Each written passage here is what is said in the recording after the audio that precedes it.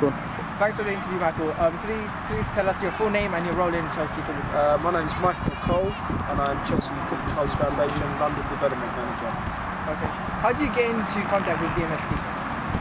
It was through our head of the community department, the head of foundation department I should say, Simon Taylor.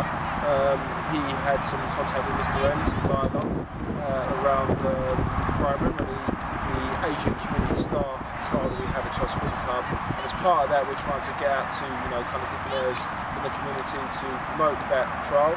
Also have some contact relationship with the community such as the training camp Mr. Ems put in place here.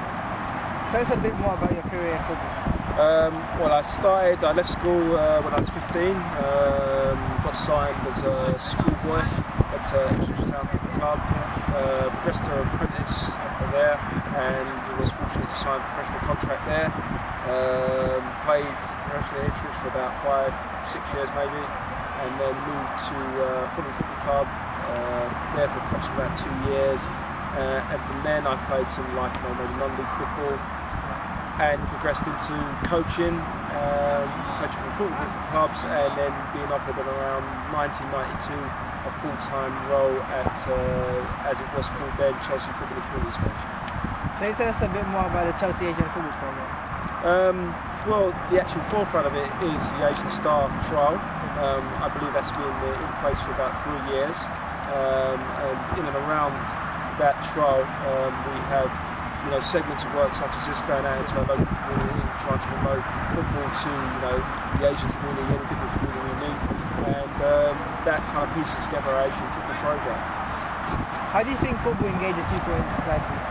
I think it's for me, being in football I'm biased, but for me it's a kind of an international language. It's played all over the world. You probably go to Mars and I'll recognise what football is. I think someone said to me they went to the far out reaches of far out reaches of the world in someone's igloo somewhere, and they had a David Beckham shot. They asked him who was David Beckham, and he knew who he was. And that maybe in a nutshell tells you the power of football.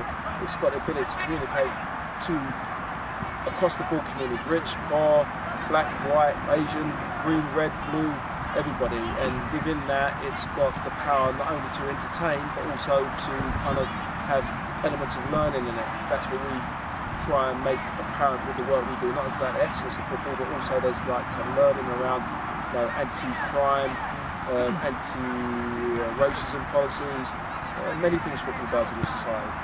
What's the vision for Chelsea Foundation Program in 10 years?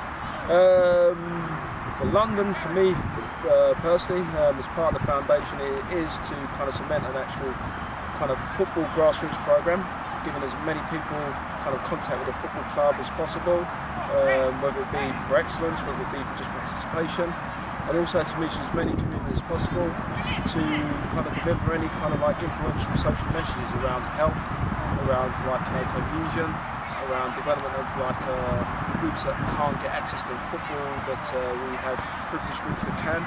So there's many different elements to it, and just making sure that we have a program that's accessible to all our communities out there.